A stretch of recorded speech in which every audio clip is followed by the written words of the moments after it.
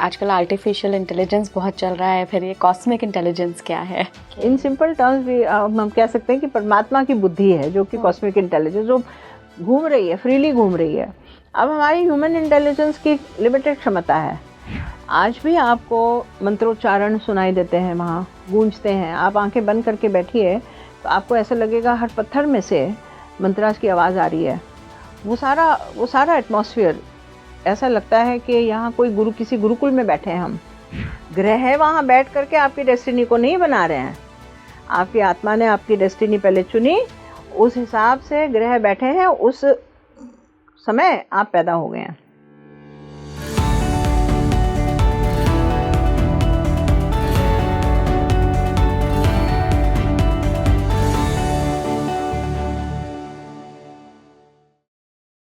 नमस्कार इंडिया, आप देख रहे हैं स्पीकिंग श्री। मैं हूं आपके साथ इला गोस्वामी और देखिए आज हम बात करेंगे कॉस्मिक इंटेलिजेंस पे। ये क्या होता है, कैसे काम करता है, क्योंकि आज के मेरे पॉडकास्ट में खुद कॉस्मिक इंटेलिजेंस को इजाद करने वाली उनकी फाउंडर जुड़ रही हैं, माँ सुवीरा। बहुत बहुत स्वागत है माँ आपका। इला, थैंक यू।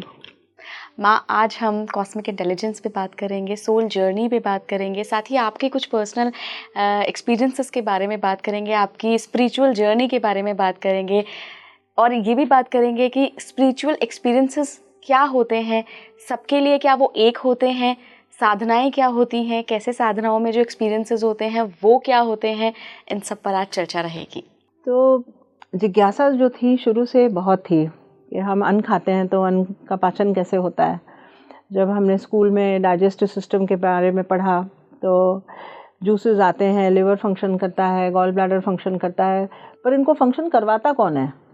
ये मुझ में हमेशा सवाल रहता था कि यहाँ कोई बैठा है इनविजिबल जो इनको अपने समय पे काम करवाता है। मैं सो भी जाती हूँ तब भी ये काम करते हैं। मेरा हार्ट बीट करता है, सर्कुलेटरी सिस्टम के बारे में पढ़ते हैं, हम ब्रेन के बारे में पढ़ते हैं। स्कूल में तो बायोलॉजी पढ़ते ही हैं।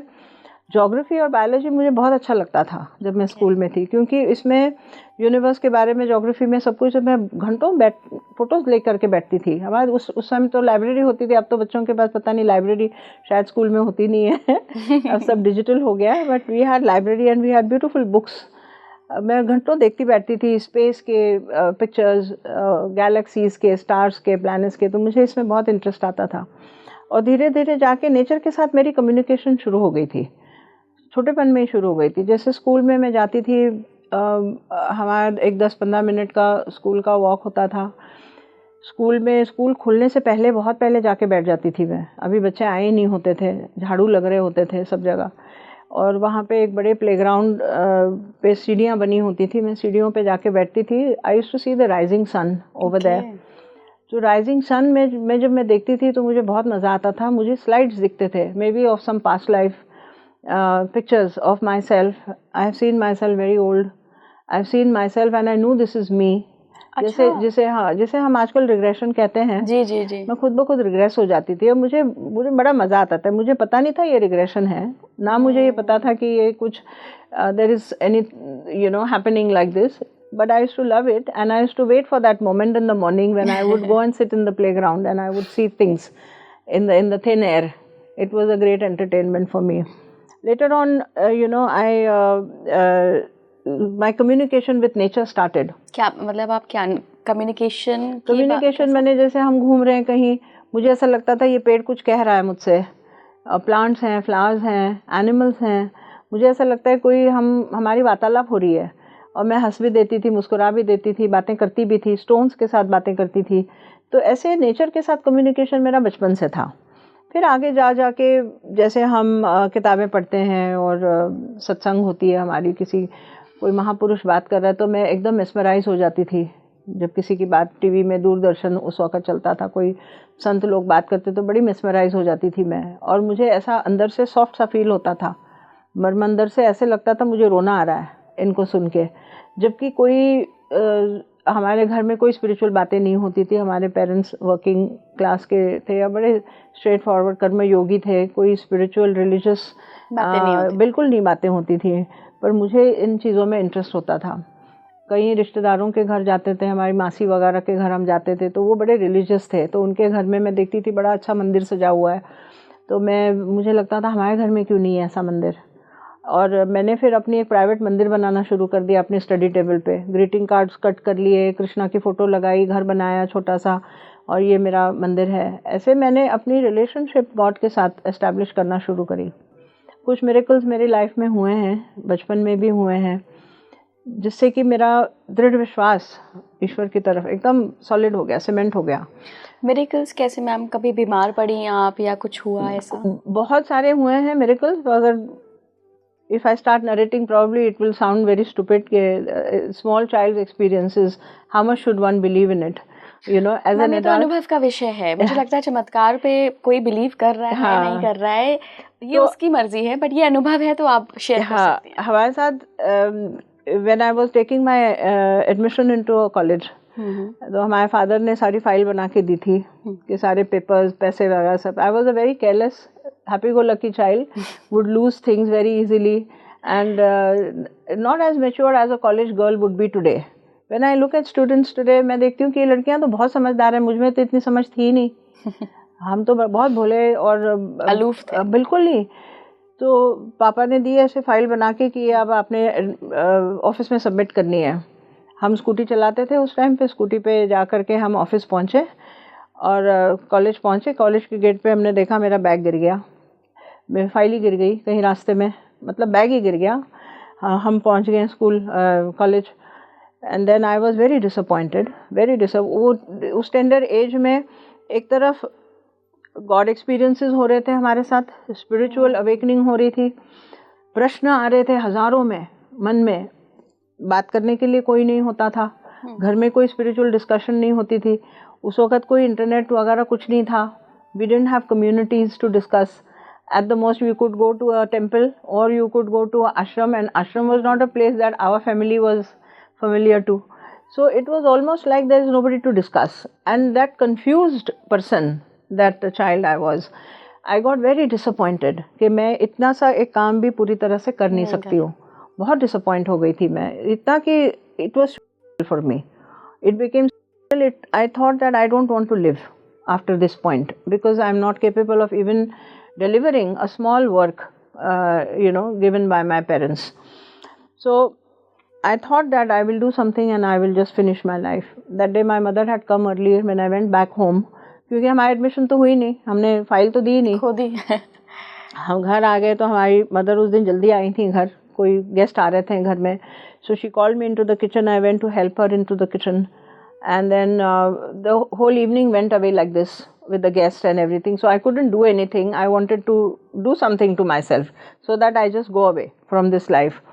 The next day morning I went, पापा ने उठा दिया, कॉलेज का पहला दिन है, डोंट मिस, एंड हम चले गए। आई न्यू दैट मेरी एडमिशन तो हुई नहीं है और हमने बताया नहीं पेरेंट्स को कि हमसे फाइल गुम गई है।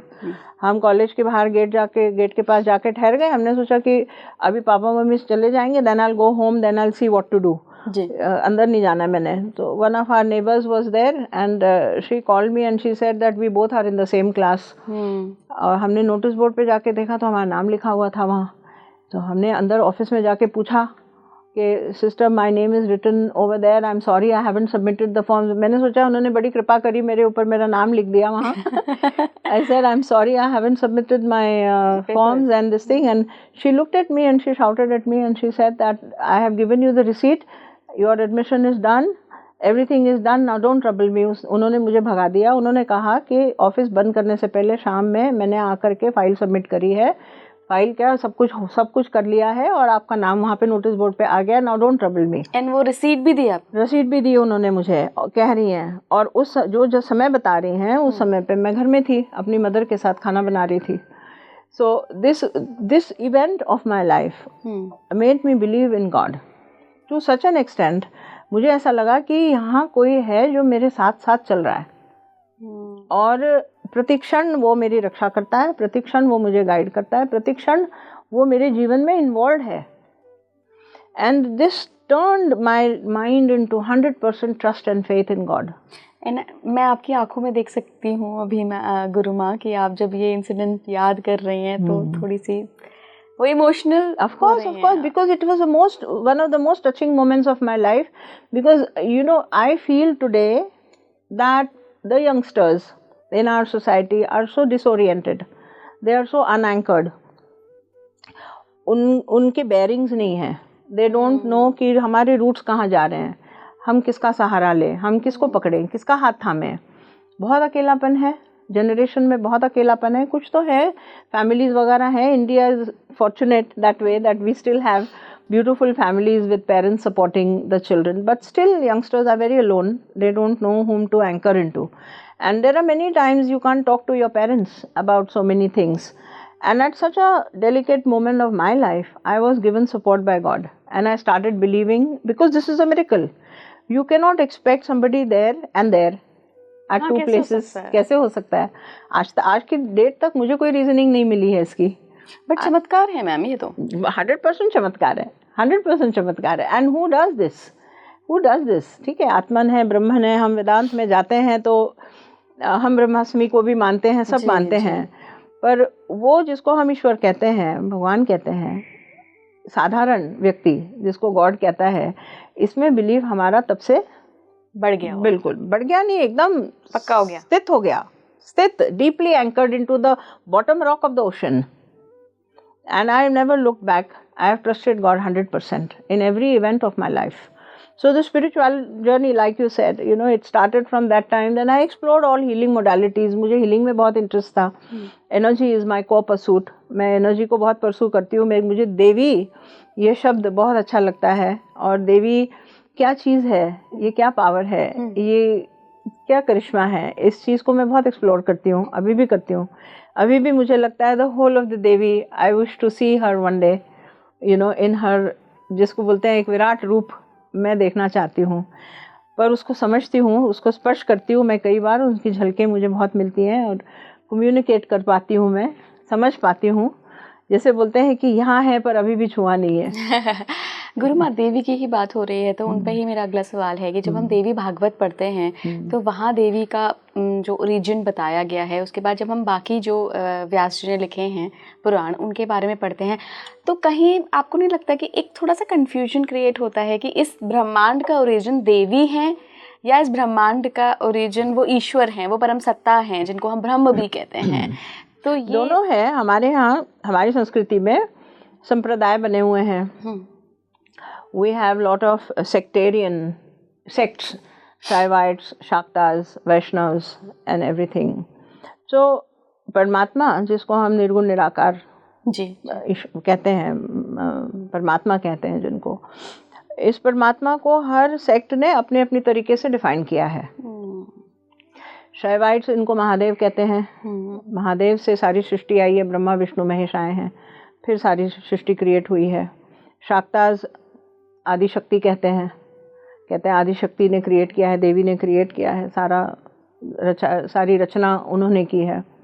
और गणपत्य संप्रदाय वाले हम बोलते हैं महागणपति से निकला है सब कुछ, ब्रह्मा विष्णु महेश, और ऑल त्रिगुणास and all the elements, everything has come out of him. Surya Narayan है, वैष्णव है, वैष्णव होते हैं, महाविष्णु से सब कुछ आया है। सब सच है, ये भी ठीक है, ये भी ठीक है, ये भी ठीक है। समझने वाली बात ये है कि जिसको हम महादेव कहते हैं वो परमात्मा है, जिसको हम महागणपति कहते हैं वो परमात्मा है, जिसको हम आदिशक्ति कहते हैं वो परमात्मा है। एंड परमात्मा is the undivided universal consciousness which is all pervading and all encompassing, it is living everywhere. From that there is a male principle and a feminine principle that is emanating, जिसे हम देवी कहते हैं, और देवी से सारी creation होती है। Simple scientific language में there is potential energy and kinetic energy of the universe. Energy that does not move, which is static, जिसे हम परमात्मा कहते हैं, and that same energy which is static starts churning and becomes dynamic. It becomes kinetic energy. It becomes the Devi principle, and it creates this whole universe. So neither has Devi created nor has the Shiva principle created. They have both created it together. बिल्कुल गुरुमा, आपने भी बताया कि energies में आपको हमेशा से बहुत इंटरेस्ट रहा है, बचपन से इंटरेस्ट रहा है। आप एनर्जी को कैसे देखती हैं, ऊर्जा को? खास करके मेरा ये सवाल इसलिए भी है क्योंकि आजकल जब भी हम एनर्जी की बात करते हैं तो हम भूत प्रेत आत्मा एंटिटी इन सब पर चले जाते हैं। एनर्जी क्या है आखिर में? एनर्जी सब कुछ है, वो सब कुछ है जो यहाँ आपको टेंजिबल नजर आता है संसार में। सब कुछ एनर्जी है, मैटर है, एनर्जी। देखिए, there are only 3 things which are prevalent in this creation. There is Atman, there is Prana and there is Matter. Matter माने पंचमहाभूत। इन 3 चीज़ों से क्रिएशन बना है। फॉर एग्जाम्पल ह्यूमन बॉडी, जब हम मर जाते हैं तो हमारी आत्मा चली जाती है, प्राण चले जाते हैं, फिर बचा क्या? पंचभूत बचे। इसे हम जला देते हैं या बरी करते हैं, अर्थ को दे देते हैं या फायर को दे देते हैं या जल को दे देते हैं, पंच महाभूत। तो ये तीन ही चीज़ें हैं। So that means that what you call energy, what you call, इसे भूत प्रेत कह रहे हैं, आपने नाम लिया, पेड़ पौधे हैं, जानवर हैं, पशु पक्षी हैं, इन सब में जो चलत काम हो रहा है, the moving thing in all of the functions of this universe, the energy is the fuel with which everything is working. ये पंच महाभूत के जो शरीर है, ग्रॉस रियलिटी जो है, फंक्शन करती है एनर्जी से, और इस एनर्जी का जो ड्राइविंग फोर्स होता है पीछे, वो आत्मन होता है. That means she is dependent on him. If I say he and she, if I use the word he and she is dependent on him, and he cannot do anything without her. He is incapable of doing anything without her, and she does not exist without him. Get it? Coexistence. There's coexistence. So when I say energy, it means it's the moving consciousness. That means she is moving consciousness. So moving consciousness is there in everything. It's there in the dark and the white. It's there in the creation. It is there in the destruction, and it is there in sustenance. प्रकृति में तीन चीजें हो रही हैं. एक creation हो रही है, हर वक्त कुछ ना कुछ पैदा हो रहा है, क्रिएट हो रहा है. सस्टेनेंस है, हम आप मेंटेन हो रहे हैं, हम काम करते हैं, कमाते हैं, खाते हैं, पीते हैं. डिस्ट्रक्शन हो रहा है, हम मर जाते हैं. इसी तरह पेड़ पौधे हैं, पहले सैपलिंग्स होते हैं, फिर पेड़ बनता है, फलों से भरा हुआ, फूलों से भरा हुआ, फिर धीरे धीरे वो विल्ट हो जाता है, वो मृत हो जाता है, खत्म हो जाता है. So creation, sustenance and destruction, all these three can not happen without energy. So energy is at the root of all the creation. It's at the root of all the, and it keeps changing its forms. It's rotating, changing in 1,000 forms, you know. So when somebody wants to specifically talk about dark things, that is also energy. It is also energy. However, energy is not limited to that. Energy is limited to many other things in this world, and everything in this world for that matter. हर एक क्रिया जो हो रही है यहाँ पे, सब energy से हो रही है. शक्ति जो है, इच्छा शक्ति, ज्ञान शक्ति, कर्म शक्ति, ये सारी एनर्जी के ही स्वरूप हैं सब. हाँ. गुरुमा, आप ऋषिकेश से आती हैं. ऋषिकेश के बारे में मैंने बहुत सुना है कि बहुत सारे गुरुओं का भी ऐसा एक्सपीरियंस रहा है कि एक कॉलिंग है वहाँ पर, कि आपको अगर आपके लाइफ का पर्पस नहीं पता है और आप उस जोन में ही जैसे ही प्रवेश करते हैं, एक कॉलिंग आती है कहीं से. जिन लोगों को आई भी है, लोगों ने अपने एक्सपीरियंसेस भी शेयर करे हैं. तो ऐसा क्यों होता है? क्या वहाँ कोई डिवाइन फोर्स है, डिवाइन एनर्जी है कि उस जोन में एंटर करते ही आप बिल्कुल अलग महसूस करते हो? होता है, बिल्कुल होता है. हमने खुद एक्सपीरियंस किया है और बहुत लोगों को भी देखते हैं, हम उनके एक्सपीरियंसेस भी सुनते हैं. Actually the collective energy of Rishikesh is very vibrant. It's of a very high, frequency, very high frequency, for numerous reasons. Physical reason ये है कि गंगा जी हैं वहाँ. Ganga ji is, the mother of our civilization. हमारी civilization grow करी है गंगा जी के आसपास. और one reason is her vibratory force, because she vibrates at a very high frequency, and her influence is there in the whole area. दूसरा कि बहुत तप हुआ है वहाँ. ऋषि मुनियों ने बहुत तप किया है, हज़ारों वर्षों से, कई वर्षों से.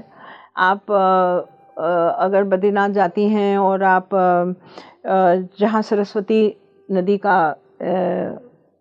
where you see the flow of Saraswati, she is not there now, it's just a pathway. But if you sit there, जहाँ ऋग्वेद की composition हुई है, अगर आप वहाँ पे बैठे हैं, आज भी आपको मंत्रोच्चारण सुनाई देते हैं, वहाँ गूंजते हैं. आप आंखें बंद करके बैठिए तो आपको ऐसा लगेगा हर पत्थर में से मंत्रास की आवाज़ आ रही है. वो सारा एटमॉस्फेयर ऐसा लगता है कि यहाँ कोई किसी गुरुकुल में बैठे हैं हम. ऐसे लगता है कि द मंत्रास are pulsating. And so it is with Rishikesh. Rishikesh में भी हम जब गंगा जी के किनारे बैठते हैं तो हमें ऐसे लगता है, हमने महसूस किया है इस चीज़ को, एक्सपीरियंस किया है कि हम किसी और काल में चले गए हैं. हम इस प्रेजेंट टाइमलाइन में नहीं हैं, हम किसी और काल में चले गए हैं. कभी कभी ऐसा लगता है जैसे हम प्राचीन किसी एरा में चले गए हैं. ट्रांसेंडेंस होती है बहुत जल्दी वहाँ पे, इसी लोगों को ध्यान भी लगता है बड़ी जल्दी. माइंड से जो ट्रांसेंड होना होता है आपको हायर लेवल में मेडिटेशन में जाने के लिए, वो बड़ा सरलता से होता है गंगा जी के किनारे। और पुण्य आत्माएं अभी भी आज भी, जिसे हम एक कलेक्टिव गुरुज एनर्जी कहते हैं जी। बहुत सारे ऋषि मुनियों ने तप किया है वहाँ पे, वो आज भी जीवित हैं वहाँ पे, पत्थरों में बसे हुए हैं, पहाड़ों में बसे हुए हैं, हर पेड़ पौधों के साथ आप उनका कनेक्शन बना हुआ है। कोई साधक अगर जिज्ञासु आता है वहाँ पे और बैठ जाता है तो उसकी मदद करने के लिए हजारों पहुँच जाते हैं उसके मन को शांत करने के लिए, उसके सवालों के जवाब देने के लिए हजारों शक्तियाँ पहुँच जाती हैं। बहुत सारी शक्तियाँ हैं वहाँ पे अनसीन। और ऐसा हुआ ही नहीं, मेरे साथ तो कभी ऐसा नहीं हुआ कि मेरे मन में कोई सवाल रहा, मैं गंगा जी के किनारे बैठी हूँ, मुझे जवाब ना मिला हो। किसी रूप में मिल जाता है जवाब। कोई आके कुछ कह देता है वेरी कैजुअली और वो जवाब मुझे मिल गया, या हमारे ही दिमाग में, मस्तिष्क में कोई बोल जाता है, कोई अनसुनी मतलब अनदेखी सी आवाज़ कोई बोल जाता है, कुछ जवाब आ जाता है। So it's a very powerful place, it's a very powerful place, a place where a person can really get in touch with his original self, true self. हमारा जो अहंकारी स्वरूप होता है, अहंकार स्वरूप होता है, वो बहुत शांत हो जाता है वहाँ पे। और सच्चा स्वरूप जो होता है अंदर का सुच्चा, वो बाहर निकल के आता है। इसीलिए कई बार आप देखते हैं साधक होते हैं, वो रोते हैं बैठ के गंगा जी के किनारे, आंसू आते हैं। क्यों आ रहे हैं आंसू? कोई स्पेसिफिक रीज़न नहीं है। They are teary, you know, and they feel that something is happening inside. There's a churning happening inside. अब उस जर्नी को डिफाइन नहीं कर सकते आप। कोई साइकोलॉजिकल डिसऑर्डर है आपको, कोई डिप्रेशन है, नहीं, कुछ नहीं है। बिल्कुल। गुरुमा, ऐसा भी होता है कभी कभी जब हम ऐसी जगहों पे, ऐसे दिव्य स्थलों पर जाते हैं तो वहाँ तो हमें उस टाइम बहुत स्पिरिचुअल महसूस होता है, एनर्जी फ्लो बढ़ जाता है बॉडी में, बहुत डिवाइन एक्सपीरियंसेस होने लगते हैं। लेकिन जैसे ही हम वहाँ से अपने नॉर्मल रूटीन में वापस आते हैं, और ये मेरी नहीं बहुत लोगों की समस्या होगी, सवाल होगा, तो back to normal, back to zero, मतलब जहाँ जाकर हमने महसूस किया कि यहाँ से एक स्पिरिचुअल जर्नी शुरू हो सकती है, लेकिन जैसे ही अपने रूटीन में वापस आए वैसे ही हम सब भूल जाते हैं। ये गैप क्यों आता है और इस गैप को हम ब्रिज कैसे करें? इसका सबसे the reason is that when you come back into your normal life, वापस आप अपनी दुनिया में आ गए, तो आपने अपना अहंकार सामने रख लिया। फिर वहाँ पे अहंकार सोया हुआ था, कम से कम डाइल्यूटेड था, समर्पण था, है ना, श्रद्धा थी, आस्था थी, और एक तरह की उम्मीद थी, एक तरह की होप थी जब आप वहाँ बैठे थे। अब आप वापस आ गए, फिर कर्ता बन गए। वहाँ आप कर्ता नहीं थे, आप समर्पण में थे, आप रिसीविंग एंड पे थे। वहाँ आपको कुछ एक पावर कुछ दे रही है, तो आप समर्पण में थे, आप बिल्कुल सरेंडर थे। जब आप वापस आ गए, फिर आप कर्ता मोड में आ गए। मैं कर रहा हूँ, हाँ, मैं कर रहा हूँ, मुझे प्लान करना है, मुझे ये करना है। अब कर्ता मोड में तो आपका अहंकार सामने होता है ड्राइविंग सीट पे, सरेंडर्ड मोड में प्रभु चलाता है गाड़ी, और कर्ता मोड में ईगो चलाता है गाड़ी। अब वो ईगो तो थका हारा फिर वापस उस ट्यून में आता है। सो आपको करना क्या चाहिए? आपका सवाल था, आपको करना क्या चाहिए? आपको करना ये चाहिए कि वो जो क्षण है, उस क्षण को भुलाना नहीं चाहिए आपको। Gather the memories of that and bring with you in your bag and connect to that those moments when you come back every day. For example, you sit in the morning and you visualize yourself, imagine, you see the mind and the prana are connected. Wherever your mind is, the prana will move there. मन और प्राण connected होते हैं, they are in a wedlock. आपका मन जहाँ लगेगा प्राण वहाँ जाते हैं। तो आप आंख बंद करिए और इमेजिन करिए कि मैं गंगा जी के पास बैठा हूँ और मैं ये सरेंडर्ड मोड में, माँ मुझे सारी एनर्जी दो, आज मुझे ऑफिस जाना है, मुझे काम करना है, मेरे ये डीलिंग्स होने हैं। ये सरेंडर्ड मोड में एक उपासना की विधि बनाइए। वाह, एक उपासना की विधि आपने अगर रोज सुबह कर ली तो गंगा जी कहाँ दूर है? गंगा जी तो आपके हृदय में बह रही है। करेक्ट है ना? ऋषिकेश तो आपके मन में है। गुरुमा, आप फाउंडर भी हैं CI+ कॉस्मिक इंटेलिजेंस की। मैं थोड़ा सा कॉस्मिक इंटेलिजेंस के बारे में जानना चाहती हूँ कि आजकल आर्टिफिशियल इंटेलिजेंस बहुत चल रहा है, फिर ये कॉस्मिक इंटेलिजेंस क्या है? जी, कॉस्मिक इंटेलिजेंस का मतलब हो गया कि कॉस्मिक का मतलब हिंदी में कॉस्मिक तो कॉस्मिक ही चल रहेगा। हाँ। ठीक है। इंटेलिजेंस का मतलब हो गया बुद्धि। ठीक है। सो ये जो काल पुरुष है, माने ये जो सारा यूनिवर्स है, इसको अगर हम एक पुरुष के रूप में देखें, एक बॉडी के रूप में देखें, तो इस काल पुरुष की बुद्धि है, इसका एक मन है, इसका एक हृदय है। तो काल पुरुष की जो बुद्धि है, that is cosmic intelligence. That means the intelligence that belongs to this entire universal being, what we in simple terms call God.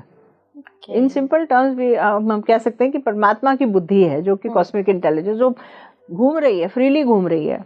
अब हमारी ह्यूमन इंटेलिजेंस की लिमिटेड क्षमता है, हम जितनी एब्जॉर्ब करते हैं उतनी ही एब्जॉर्ब करते हैं, उससे ज़्यादा एब्जॉर्ब, जितनी हमारी कैपेसिटी होती है उतनी एब्जॉर्ब होती है। जितना हम इस मार्ग में आगे प्रगति करते रहते हैं, उतनी कैपेसिटी हमारी कॉस्मिक इंटेलिजेंस एब्जॉर्ब करने की बढ़ जाती है।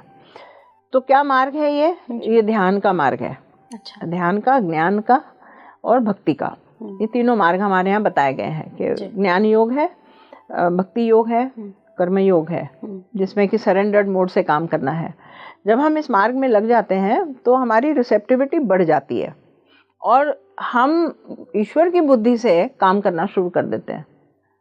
अपनी बुद्धि जो लिमिटेड बुद्धि होती है, पिजन हेड होता है हमारा, उसको हम रखे रहते हैं वहाँ पे, पर ये डिविनाइज हो जाता है। इसका मतलब इसका प्रकाश, जब ईश्वर की बुद्धि का प्रकाश इसके ऊपर पड़ जाता है तो वो एक हो जाता है। एक बूंद पानी के ऊपर एक इतना बड़ा टब आ गया या इतना बड़ा ओशन आ गया, तो ओशन फंक्शन करता है, ये बूंद काम नहीं करता। It's so cosmic intelligence channel करना एक कला है और एक दीक्षा है और एक शिक्षा है। कैसे किया जाए इसको, इसमें हम ज़्यादातर मेडिटेशन के ऊपर ही ध्यान देते हैं। ज्ञान योग, भक्ति योग, कर्म योग, ये तीनों योगों के ऊपर फोकस डालते हैं। अप्रोप्रिएट प्रोपोर्शन ऑफ ज्ञान योग, भक्ति योग एंड कर्म योग फॉर एवरी इंडिविजुअल। आपके जीवन में आपके पाथ पे चलने के लिए आपको कितना ज्ञान योग के सेवन करना है, कितना भक्ति योग की आवश्यकता है और कितना कर्म योग प्रैक्टिस करना है, हर एक के लिए अलग रेशियो बना होता है depending on the evolutionary level. तो those who learn the cosmic intelligence, हमने इसको एक कोर्स क्यूरेट किया हुआ है। इस कोर्स को जो सीखते हैं वो अपने आप इस फ्लो में आ जाते हैं टू अंडरस्टैंड कि मुझे कितना ज्ञान योग का सेवन करना है, कितनी भक्ति योग और कितना कर्म योग। वो अपने आप डिसाइड करते हैं, अपने आप डिसाइड कर सकते हैं। वो इतनी बुद्धि उनमें आ जाती है, वो फिर अपने आप अपनी जो उपासना की विधि होती है मॉड्यूलेट करते हैं। इसमें मेडिटेशन एक प्रोसेस हम सिखाते हैं, वो मेडिटेशन रोज करते हैं। Students practice the meditation themselves and they get streamlined with the cosmic intelligence. Then they are able to design their spiritual path very nicely. And then we are there to guide them. गुरु, आपको कौन guide करता है? मैंने बहुत सारे teachers को mentally, spiritually follow किया है। एकलव्य की स्टोरी रही है मेरी कि किसी महान आत्मा की स्टोरी पढ़ी तो उनके शरणागत हो गई मैं मेंटली, क्योंकि फिजिकल लेवल पे हमने कहा हम तो बड़े एक नॉर्मल वर्किंग क्लास से आए हैं, तो कोई हमारे सत्संग तो जाना आना होता नहीं था। But I used to mentally submit myself to many teachers. Sant Tukaram हैं, संत तुकाराम के बारे में जब मैं पढ़ी, जब मैंने सबसे पहले पढ़ा तो मुझे लगा कि ऐसे भी इतना innocent, he was such A innocent person. Innocence has always enamored me, you know. I always feel कि जब कोई aged person होता है और वो innocence, child like innocence में आता है, उसमें एक तरह की purity होती है जो कि भगवान को भाती है। बिल्कुल, you know, भगवान अपनी तरफ खींच लेता है उसको। संत तुकाराम की लाइफ स्टोरी है, रमन महर्षि हैं, श्री अरबिंदो और मदर हैं। मुझे बहुत लोगों ने I have been blessed by their teachings. I have read a lot, I used to read a lot, voracious reader in at least the spiritual line, not in my academic line, not a reader, but spiritual books बहुत पढ़ती थी मैं, पहले बहुत पढ़ती थी और मैं मान लेती थी इनको गुरु अपने मन में। और मेरे दिमाग में, मस्तिष्क में डायलॉग हमेशा सुनाई देते थे मुझे। मतलब अगर मैं किसी भी गुरु के साथ कनेक्ट होकर के मैंने कोई सवाल किया, 100% मुझे जवाब मिलता था, 100%।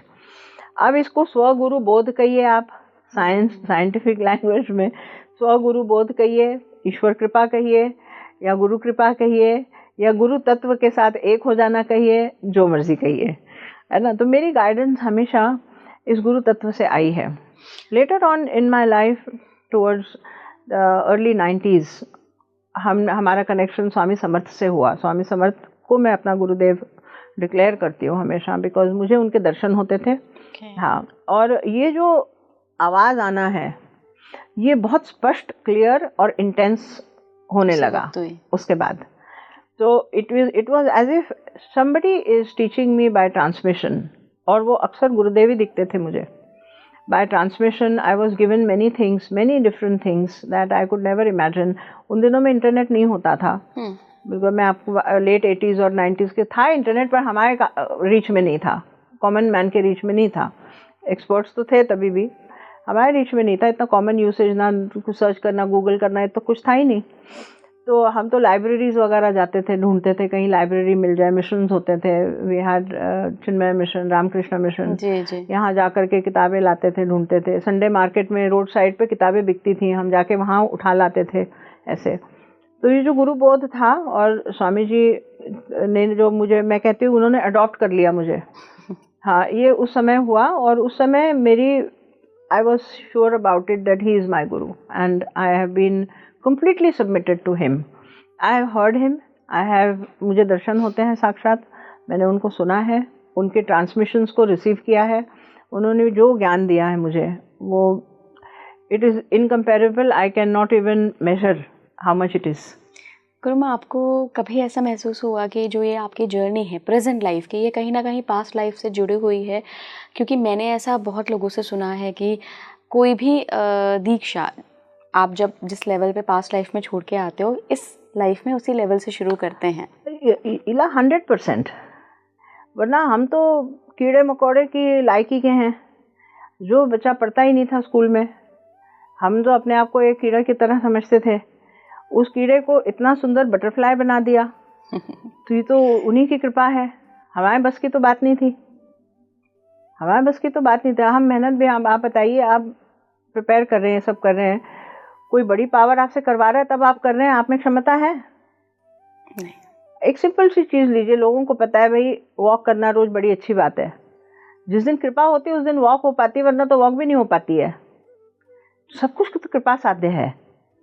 हम कहते हैं हमारी संकल्प शक्ति होती है, फ्री विल होती है, संकल्प शक्ति होती है, मगर वो फ्री विल की एप्लीकेशन भी कृपा साध्य है। आपके दिमाग में संकल्प लेना आएगा भी नहीं, ना आप में शक्ति आएगी, ना आप में वो कहीं से पावर आएगी संकल्प को पूरा करनी, जब तक कृपा ना हो। ये मेरा अपना अनुभव है जी, ये मेरा अपना अनुभव है। इसीलिए हम जब कभी संकल्प लेते हैं स्पिरिचुअल प्रैक्टिसेस में, जब कभी संकल्प लेते हैं तो वो ईश्वर के सामने लेते हैं, क्योंकि वो चाहेगा तभी ये संकल्प पूरा होगा। वरना हम संकल्प ले तो वो तो ईगो ओरिएंटेड हो गया कि मैं कर रहा हूँ। प्रभु की कृपा होगी तभी संकल्प पूरे होंगे, उसकी कृपा के बिना संकल्प भी पूरे नहीं होंगे।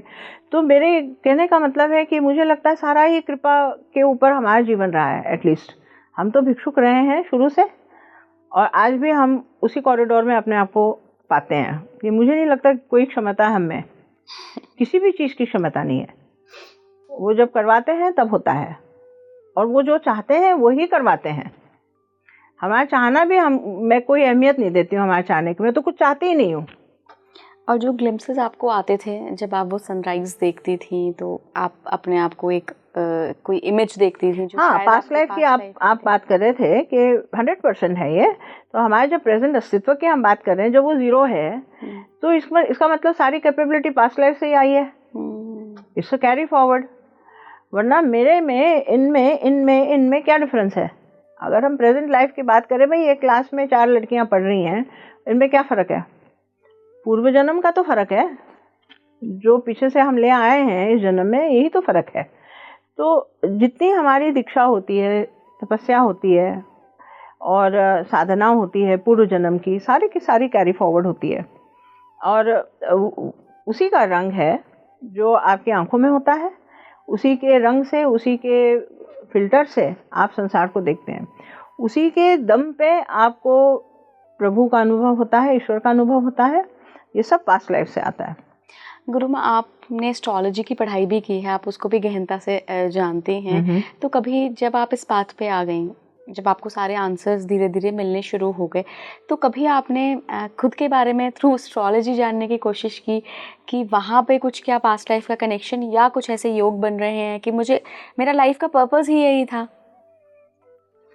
एस्ट्रोलॉजी मैं पढ़ती भी हूँ, पढ़ाती भी हूँ, और मुझे बहुत इंटरेस्ट भी है, पर मेरी जिज्ञासा,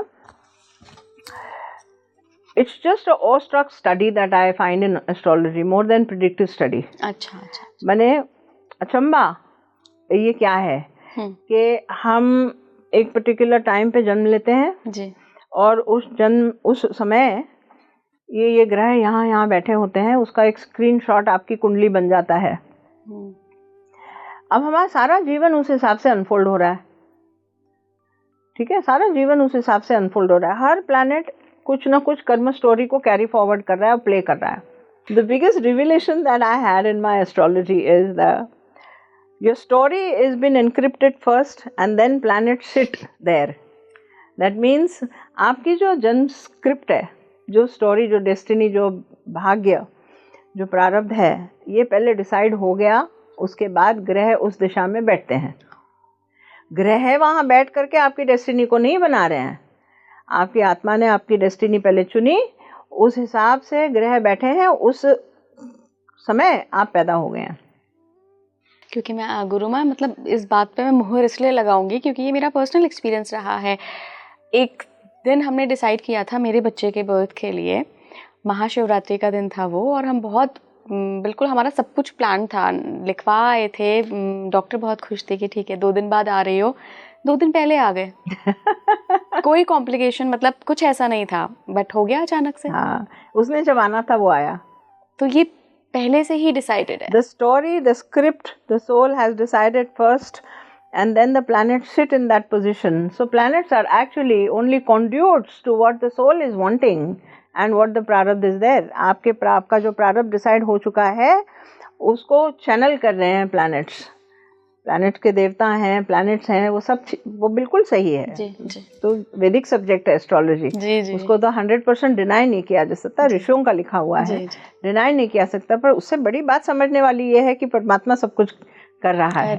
हाँ जी।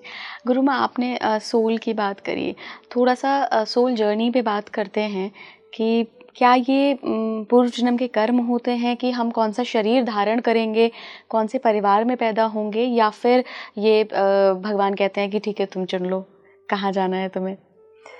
अब व्हेन यू स्टडी फिलोसफी, हम किस्म किस्म के ट्रेडिशंस को स्टडी करते हैं, हमने भी बहुत पढ़ा है। अच्छा। क्योंकि मेरी जिज्ञासा यही रही है शुरू से। तो हर एक चीज़ डिसाइड उस हिसाब से होती है जिस हिसाब से कर्म डिसाइड होते हैं।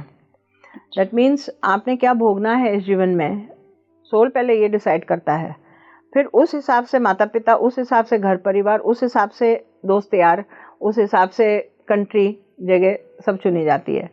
पहले आपके भोग डिसाइड किए जाते हैं। That means from your whole bag of karmas, let's say एक बोरा भर के राई के दाने हैं, इतने कर्म हैं आपके।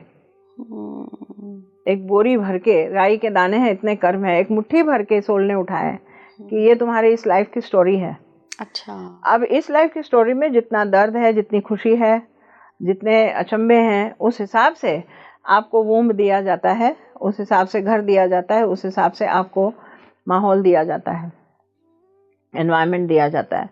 सो असल में देखा जाए तो रिश्ता केवल आपका और आपकी आत्मा का है, और तो किसी के साथ रिश्ता संसार में है नहीं। ये फिलॉसफी है इसके पीछे की। गुरु माँ, थोड़ा सा लॉस्ट सोल्स के बारे में बात करते हैं कि जो लोग अपने मकसद से भटक जाते हैं वो कैसे वापस से अपने पर्पसफुल लाइफ में आए, कैसे पता करें कि हम भटक गए हैं अपने क्योंकि ऑब्वियसली ये जन्म आपको दिया है ईश्वर ने, तो आपको अपनी सोल का एक पर्पस भी कंप्लीट करना है ना। सबसे पहले तो उसको ढूंढना है, तो ढूंढें कैसे, मिल गया है तो पाएं कैसे, और अगर भटक गए हैं तो वापस कैसे आएँ? अभी तो देखिए सारी एजुकेशन सिस्टम को इस चीज़ का विचार करना चाहिए। ठीक है, जो मोस्ट इम्पॉर्टेंट थिंकिंग एज होती है, जहाँ पे थिंकिंग डेवलप होती है बच्चे की, वहाँ हम इरेलेवेंट पढ़ाई करवाते हैं बच्चों से। इरेलेवेंट पढ़ाई मेरे हिसाब से है कि ठीक है, कुछ सब्जेक्ट्स तो बहुत बढ़िया हैं, स्किल्स हैं, जैसे mathematics is a skill, mathematics हो गए, ये तो बहुत ज़रूरी है। पर जिज्ञासा कि मैं कौन हूँ और मैं यहाँ क्या करने आया हूँ, ये शुरू से जिज्ञासा बच्चों में डालनी चाहिए कि वो समझें मेरा पैशन क्या है, मैं किस स्किल के साथ पैदा हुआ हूँ। मैं अक्सर एग्जाम्पल देती हूँ फूलों का, जैसे एक लोटस बड है। लोटस बड है, समझिए कि वो एक पॉन्ड में से बाहर निकला, जैसे बच्चा हमारा संसार में आ रहा है और वो गार्डन में देख रहा है, बगीचे में देख रहा है, कहीं उसको गुलाब का फूल दिख रहा है, कहीं जैस्मिन दिख रहा है। वो कहता है ये कितना खूबसूरत फूल है, मुझे ऐसा लाल चाहिए। जैस्मिन को देखता है, ऐसी खुशबू चाहिए मुझे। किस्म किस्म के फूलों को वो देखता है और वो चाहता है कि मुझ में ये आए, मुझ में ये आए, मुझ में ये आए, मुझ में ये आए। Nobody makes that lotus bud realize that it is lotus and it is born in this muck. इस कीचड़ में मेरा जन्म हुआ है और I have no other freedom but to become a lotus because it is a lotus bud. And if somebody tells this lotus bud that you are a lotus and you can become a beautiful lotus, then it will stop looking at everything outside. हम comparison में ही लग जाते हैं। हाँ, and it will open itself to the sunshine. Petal by petal, पंखड़ी पंखड़ी, एक पंखड़ी दूसरी पंखड़ी खुल खुल के हंसता खिलखिलाता हुआ लोटस बनेगा वो।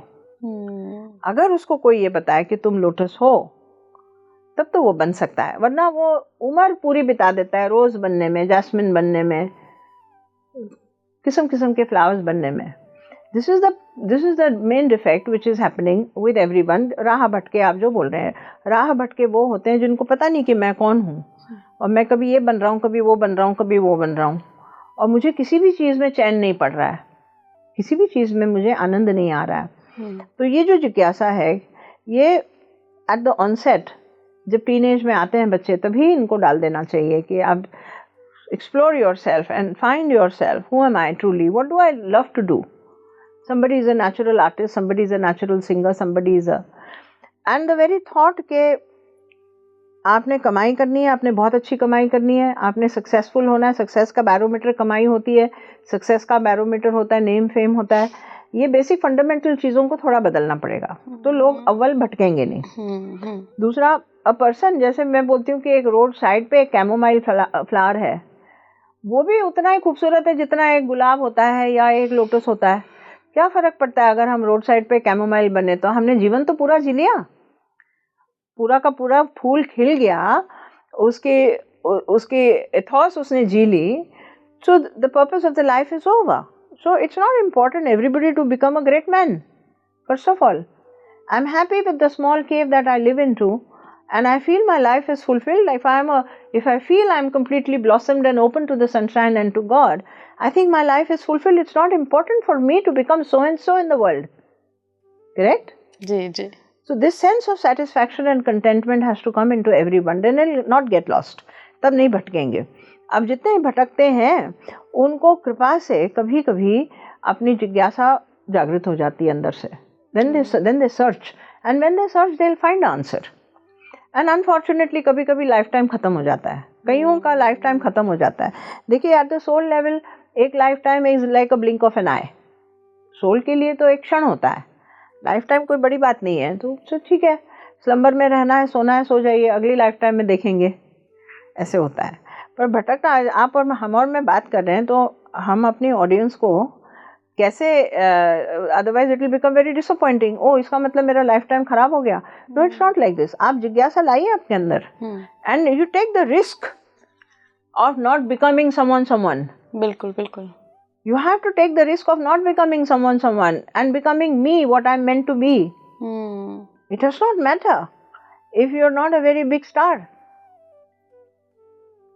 Also the peer pressure and the comparison, as you said rightly. Comparison के ये ऐसे पहन लिया, हमने भी ऐसे पहनना है, ये ऐसा बन गया, हमने भी ऐसे करना है। This comparison is very dangerous, toxic. It's toxic. गुरु माँ, हमने बहुत पहले इसी पॉडकास्ट में चमत्कारों की बात की थी। आपने एक अपना अनुभव भी पर्सनल शेयर किया था, लेकिन कई बार हम देखते हैं जब हम अपनी स्पिरिचुअल जर्नी शुरू करते हैं और बहुत लोगों की ये समस्या है, तो वो उस चमत्कार के वेट में रह जाते हैं। बिल्कुल, बहुत बड़ा ऑब्स्टेकल है ये। गुरु ने मंत्र दिया और बोला कि आँख बंद करके सांसों पे ध्यान लगाओ, मंत्रों का जाप करो और थोड़ी देर बाद तुम्हें कुछ महसूस होगा, एनर्जी महसूस हाँ। होगी। मान लीजिए सबसे पहले एनर्जी ही महसूस होगी, नहीं होती है तो हमें लगता है साधना फेल हो गई है। तो क्या हर साधक को एक्सपीरियंसेस होना ज़रूरी है, और जिनको नहीं हो रहे हैं क्या उनकी साधना फेल हो गई? बिल्कुल नहीं, इसलिए मैं इस चीज़ को ज़्यादा प्रमोट नहीं करती हूँ। मुझे अक्सर पूछते हैं लोग, आप अपने मिरेकल्स के बारे में सुनाइए। लोग दे वांट टू हियर, हमने क्या देखा, हमने कोई चीज़ गायब होते देखी, कोई चीज़ खिलती देखी, कोई एक के दो बनते देखे, है ना? हाँ, ऐसे पूछते हैं बहुत बार। तो मैं इनकरेज नहीं करती हूँ वो ज़्यादा, क्योंकि मुझे लगता है कि जब हम किसी पोजीशन पे पहुँचते हैं, लोग हमें रिस्पेक्ट करते हैं कि हम टीचर हैं, हम ये हैं, एनलाइटेंड हैं, अवेकन्ड हैं, तो एक तरह का एक गोल बन जाता है कि मुझे ऐसे बनना है। अब मैंने अगर अपने एक्सपीरियंस से सुना दिए तो अब वो एक्सपेक्टेशंस बन जाती हैं स्टूडेंट्स के लिए, वो एक्सपेक्टेशन बन जाते हैं। हमारी स्टूडेंट कम्युनिटी है बहुत बड़ी, तो वो सोचते माँ को एक्सपीरियंस हुआ तो हमें भी होना चाहिए, और अगर हमें नहीं हो रहा है तो आपने कहा कि वो समझते कि हमसे तो कुछ हो ही नहीं रहा है। अब मेडिटेशन है, meditation is a long journey, it's not a small journey, it's a very long journey.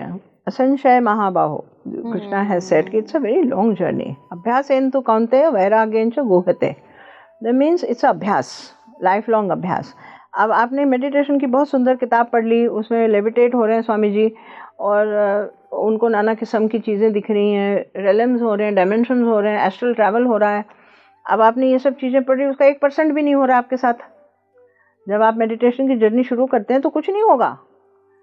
आपको ये पता होना चाहिए कि इस जर्नी में अगर कुछ होता है तो वो मेरा एक्सक्लूसिव एक्सपीरियंस है, वो किसी और के साथ नहीं होगा। Every individual on the spiritual path will have his own experiences, and they need not be somebody else's experiences, and therefore other people's experiences need not be your experiences.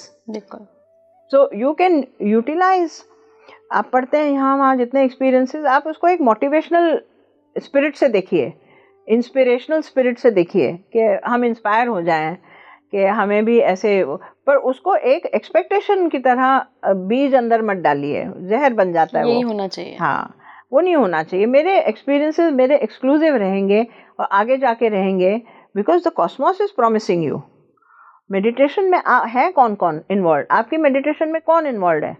आप involve है, यूनिवर्स है, आप as an individual ego system, you are involve, और अंदर के परमात्मा है। और कौन इन्वॉल्व है? कोई है नहीं। तो जो परमात्मा आपको देंगे वो तो एक्सक्लूसिवली देंगे, किसी और को वो देंगे ही नहीं। और ये ईगो सिस्टम जो है, इस ईगो सिस्टम को समझ में आना चाहिए कि मेरा समर्पण और मेरा डिसोल्यूशन इनटू द आत्मन will give me an experience that nobody else will have. Gurumaa, जो आपने किताबों की बात करी ना, मैंने भी कई सारे लोगों को कहते हुए सुना है कि ये पर्टिकुलर साधना कर लो तो आपको पर्टिकुलर ये एक्सपीरियंस हो जाएगा, आपको इंट्यूशंस होने लगेंगी, कल क्या होने वाला है वो पता लगने लगेगा। तो ये जब हम देखा देखी में चीज़ें करने लगते हैं, क्या ये स्पिरिचुअल पाथ को डिस्टर्ब नहीं करता है आपके? देखिए, अच्छा है करना किस्म किस्म चीज़ प्रैक्टिसेस को। तो यहाँ दो चीज़ें हैं। आपने जो सवाल पूछा है इसमें दो मार्ग हैं जी। There is a bright path and there is a dark path. According to Bhagavad Gita there is a dark path and there is a white path. Dark path का मतलब होता है किस्म किस्म की चीज़ें ट्राई कर करके, साधना कर करके, विद्याएं वो कर करके एक गति में आते हैं जी। जीवात्मा एक गति में आता है, फिर उसको क्रम गति मिलती है, फिर उसको मोक्ष मिलता है। और डायरेक्ट पाथ होता है, लाइट पाथ होता है, शुक्ल गति बोलते हैं जिसको हम। शुक्ल गति में उपासना और केवल निष्काम साधना होती है। अच्छा। अब यहाँ संसार में कितने लोग निष्काम साधना करना चाहते हैं? बहुत कम लोग हैं। बहुत कम लोग हैं। बहुत सारे जन्म सकाम साधना करने के बाद निष्काम साधना करने की बुद्धि के साथ पैदा होते हैं। तो जो लोग किस्म किस्म की चीज़ें ट्राई करते हैं, it's nice, at least they are doing something. कुछ ना करने से बेहतर है। कुछ ना करने से तो बेहतर है। कभी ना कभी घूम फिर के वो डायरेक्ट पाथ पे आ जाएंगे। है ना। कोई कहता है कि ये त्राटक करिए, आप ये करिए, इससे इंट्यूशन खुलेगा, आपकी थर्ड आई खुलेगी, ये ऑरिक एक्सरसाइज करिए, आपको ऑरा दिखने लग जाएगा, इसको ऐसे ब्रेथ वर्क करिए, हीलिंग में आपकी एनर्जी आ जाएगी। हमने किया ये जर्नी इसी लाइफ में, तभी मैं आपसे शेयर कर रही हूँ। मैंने सब चीज़ें करी हुई हैं, ठीक है। तो अब आज इस स्टेज पे हम आए हैं जहाँ पे हमको समझ में आता है, जहाँ पे हमको समझ शांत हो जाए। हम अपने आप को कहते हैं शांत हो जाओ, और what do you want? Do you want to show miracles here on earth? My answer is no. Do you want to prove anything to anyone? My answer is no. फिर आप क्या चाहती हैं जो आप ये सारी क्रियाएं कर रही हैं? जवाब आता है कि I seek enlightenment and I seek experience of realization and God. Then these are not required. The answer comes कि ये सारी चीज़ों की आवश्यकता नहीं है। आपको ईश्वर साक्षात्कार चाहिए, आपको रियलाइजेशन चाहिए, you want to know what is God, then there is a direct path and that is a white path. उधर से नहीं जा सकते। उधर से जा सकेंगे खूब गुलाटियां मारने के बाद, बहुत सारी गुलाटियां मार के जाएंगे, फिर आप बहुत सारे जन्म लेके जाएंगे, बहुत सारे, है ना। गुरुमा, आखिर में मैं अपने दर्शकों के लिए एक गाइडिंग पाथ चाहती हूँ। जैसे आपने कॉस्मिक इंटेलिजेंस के बारे में ही बताया, या कोई साधना या कोई मंत्र या कोई भी ऐसी चीज़ जिसके ज़रिए वो अपनी स्पिरिचुअल जर्नी को एटलीस्ट शुरू तो कर सकें। हाँ जी, बिल्कुल। It is important every day to keep quiet for some time. I feel that जब हम आंखें बंद करते हैं और वाकई में चुप हो जाते हैं, when the mind is not chattering and you are really keeping quiet, then there is the experience of peace. एक शांति की अनुभूति सी होती है अंदर। इस शांत चित्त में, माइंड में, there will be direction and there will be the action which is required. There will be a very subtle kind of a planning that happens in your life. So mandatory, it is important to sit and meditate. Now meditation need not be of any particular style. It need not be. We have all kinds of styles. कि जैसे हम CI+ पढ़ाते हैं, ऐसे बहुत किस्म के styles होते हैं। वो ना भी कर सके तो एक सिंपल उपासना की विधि हर एक को करनी चाहिए। उपासना की विधि का मतलब होता है कि आप चाहे सुबह हो या शाम हो, जब आपको समय मिलता है, आप दिया लगाइए, दिया जलाइए, और चुपचाप मौन में, चुपचाप एक मुस्कुराहट लेकर के, आंख बंद करके, as if you are having a tete with God, जैसे ईश्वर के साथ आपकी कोई कम्युनिकेशन हो रही है और आप इंतज़ार कर रहे हो कि मुझे कुछ सुनाई दे, या मैं कुछ बोल सकूं, या मुझसे वो कुछ बोलें। आंख बंद करके इंतज़ार में एक शांत चित्त लेकर के बैठिए। इतनी भी अगर आप प्रैक्टिस रोज़ शुरू करते हैं तो मुझे लगता है कि आगे और क्या रिचुअल्स करने हैं, और वर्शिप कैसी करनी है, और स्पिरिचुअल प्रैक्टिसेस क्या करने हैं, ब्रेथ वर्क करना है क्या, प्राणायाम करना है क्या, नाद करना है क्या, मंत्र जाप करना है क्या, इसकी जो गाइडेंस है ये अंदर ही अंदर से आती है।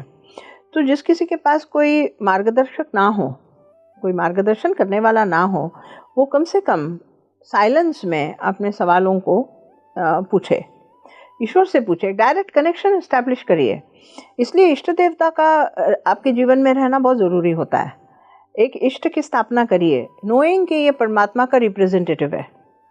ये इष्ट देवता चाहे वो कृष्ण भगवान है, चाहे गणपति हैं, चाहे देवी हैं, जो भी आपके कुल में, आपके परिवार में हैं, उस इष्ट देवता की स्थापना करिए। उससे आपको डायरेक्ट पाथ मिलता है, परमात्मा के साथ कॉन्वर्सेशन होती है, और वो मार्गदर्शक आपके बन जाते हैं। फिर वो मार्गदर्शन करता है। तो right type of mantra, right type of kriya will come in your life automatically, and the right kind of person will come who will give you this diksha or this initiation.